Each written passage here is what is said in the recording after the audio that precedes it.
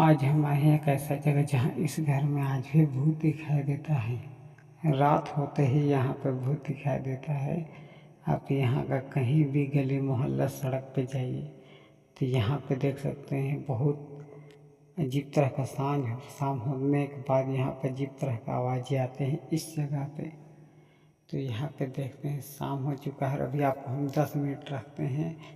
तो कैसे दिल थाम के बैठिएगा। इस जगह आने के बाद लोगों को कहा जाता है कि भूतों का बसेरा होता है।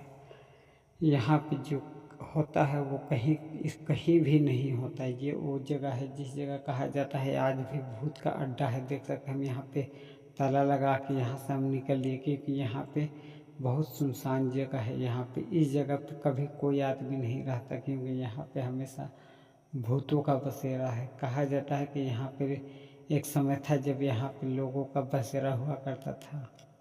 ये वो जगह है।